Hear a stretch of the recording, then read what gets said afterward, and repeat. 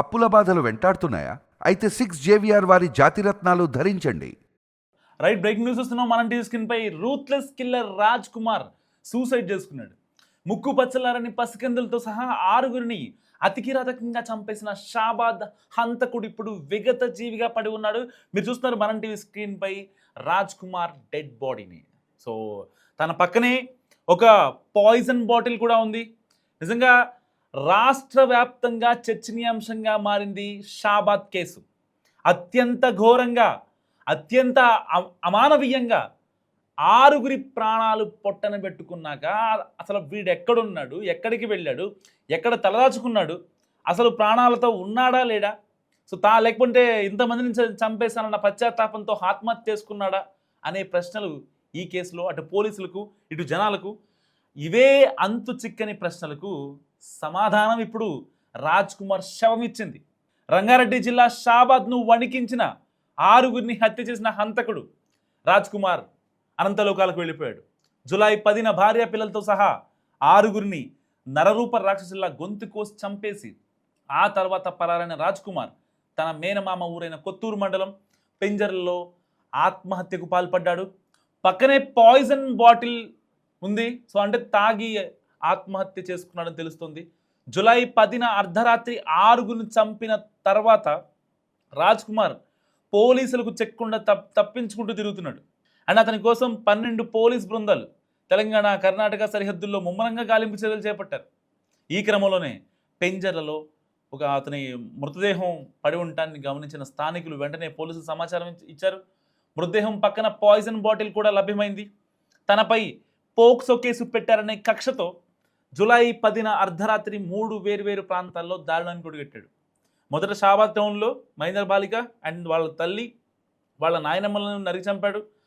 ఆమె సదరు మహేందర్ బాలికను అఖిల్ సాగర్ చెరువు వద్దకు తీసుకెళ్లి గొంతు కూర్చాడు.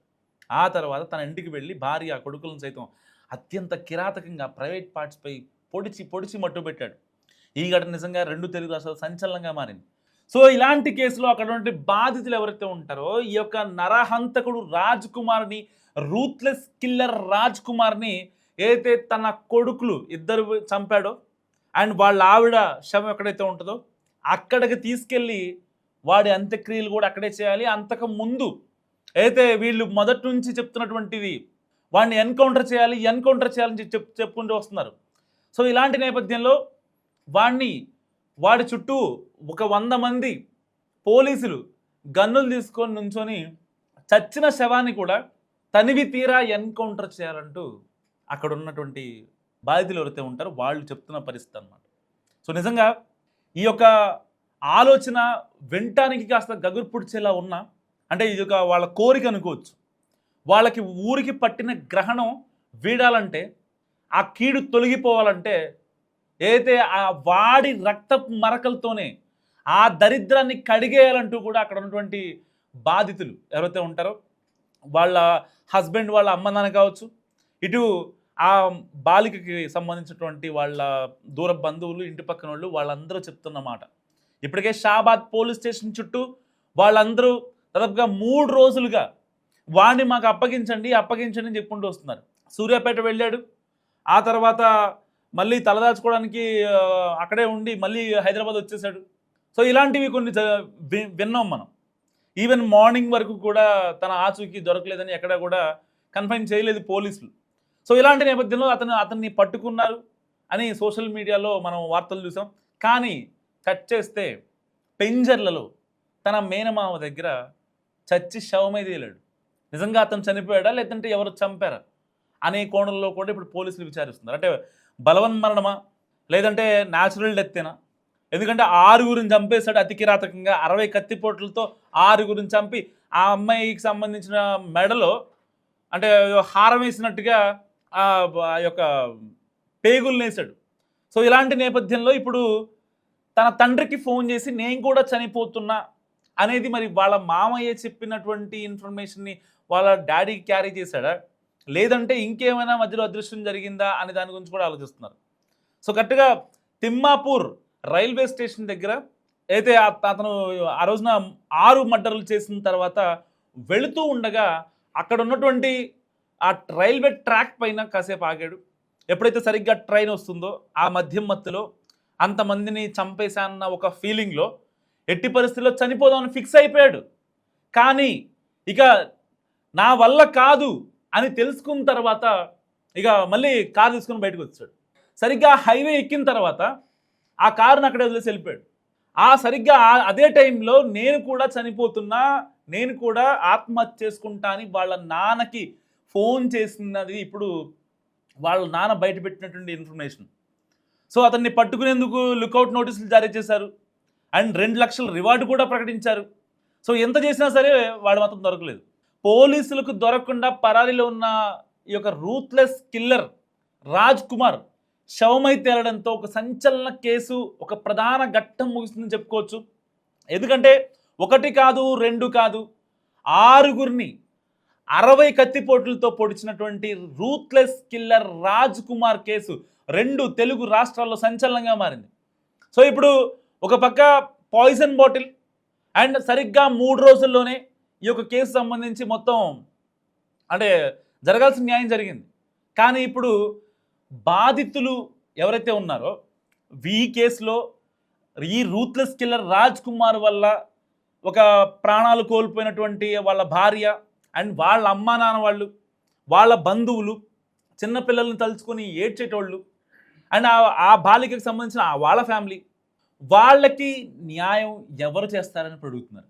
అదేంటి, ఆల్రెడీ రాజ్ కుమార్ చనిపోయాడు, వాడికి పశ్చాత్తాపానికి మించిన ప్రాయచిత్తం లేదు, వాడు చచ్చిపోయాడు, వీళ్ళు చచ్చిపోయారు, చావుకు చావు జరిగిపోయింది కదా అనుకుంటారు. కానీ ఇక్కడ బాధితులు రేసిస్తున్న క్వశ్చన్ ఏంటంటే, వాణ్ణి ఏదైతే ఆ పిల్లల శవం దగ్గర పోలీసులు ఎలాగైతే గాల్లో కాల్పులు జరుపుతారో, ఏదైతే కొంతమందిని బెదరగొట్టడానికి భయపెట్టడానికి ఎలాగైతే పోలీసులు గాల్లో రౌండ్లు కాల్చుతారో, అలాగే వాడి శవం ముందు కూడా అలాగే వాడిని 100 మంది వాడి శవం చుట్టూ నుంచొని కాల్చాలని డిమాండ్ చేస్తున్నారు. అప్పుడే మా ఊరికి పట్టిన మకిల పోతుంది, మా ఊరికి పట్టిన దరిద్రం పోద్ది. ఇన్నాళ్లలో ఒకే రోజు 6గురు చనిపోయిన ఘటన మాకు తెలిసి ఇన్నాళ్ళలో జరగలేదు. ఇలాంటివి ఇకపై జరగకుండా ఉండాలంటే ఇలాంటి ఒక తీవ్రమైన నిర్ణయం తీసుకోవాలంటూ కూడా బాధితులు మాట్లాడుతున్నారు. చాలామంది పెద్దవాళ్ళు, వృద్ధులు, వయోవృద్ధులు, కాస్త అంటే గవర్నమెంట్ టీచర్లు, ఇలాంటివి ఇంకొకసారి అంటే ఒక మైనర్ బాలికని రేపొద్దున వాడిని టచ్ చేయాలి అంటే వాడికి లైఫ్ లాంగ్ గుర్తుండిపోవాలి. సో దానికోసం అంటే గత 2 రోజులుగా అంటే ఆ అమ్మాయి వాళ్ళ ఫ్యామిలీని ఎలా వేధించింది తెలుసు, వీడు చేసిన ఇలకత మఫ్లే తెలుసు అండ్ వీడి ట్రాక్ హిస్టరీ ఇంకా నెక్స్ట్ లెవెల్లో ఉంది. అసలు ఎంత ఘోరాతి ఘోరం అంటే వీడి ట్రాక్, ట్యూషన్కి వెళ్ళి ట్యూషన్ టీచర్ని వీడు లైన్లో పెట్టాడు అండ్ ఆవిడకి సిగ్గులు అయిపోవడం ఇంకొక విషయం. ఇక్కడ అంటే నిజంగా మహిళల్ని మళ్ళీ గౌరవించట్లేదు అని కూడా ఉంటారు.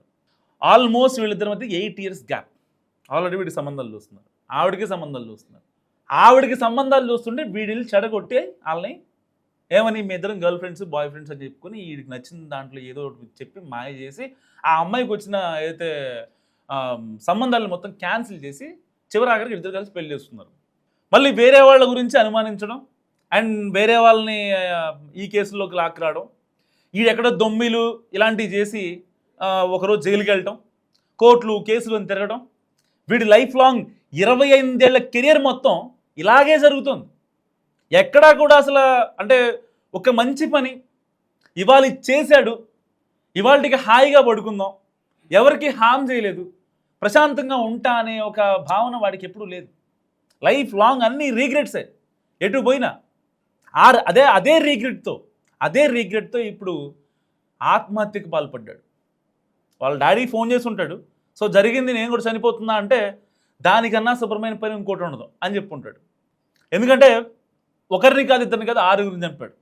బేసిక్గా ఈ కేసులో 6గురిని చంపిన తర్వాత ఏ తండ్రి అయినా సరే, కన్న కొడుకైనా కన్న కూతురైనా సరే ఆన్ ది స్పాట్ ఎన్కౌంటర్ చేయాలని అంటారు.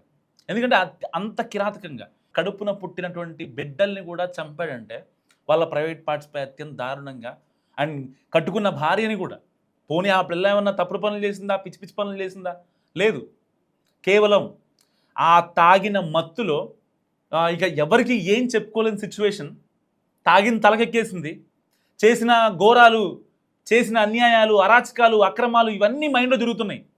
ఏం చేయాలో అర్థం కాని సిచ్యువేషన్లో వాడు వచ్చాడు అక్కడికి. అప్పుడు వాళ్ళ ఆవిడ చెప్పిన స్క్రిప్ట్ ఏంటో తెలుసా? పిల్లల్ని ఒకసారి చూడాలనిపిస్తుందని చెప్పి అర్ధరాత్రి ఆల్మోస్ట్ టైం 11:30 PM.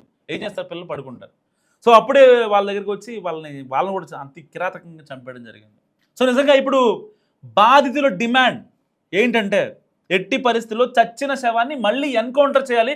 100 మంది పోలీసులు వాడి శవం చుట్టూ తిరుగుతూ గాల్లోకి ఎలాగైతే కాల్పులు జరుగుతారో వాడి గుండెల్లోకి వాడి ఏదైతే వీళ్ళని ఎలా అయితే ఇచ్చేసాడో అలాంటి ప్లేసుల్లో వాడిని ఫైర్ చేయాలని చెప్పి ఇటు బాధితులు మాట్లాడుతున్న పరిస్థితి.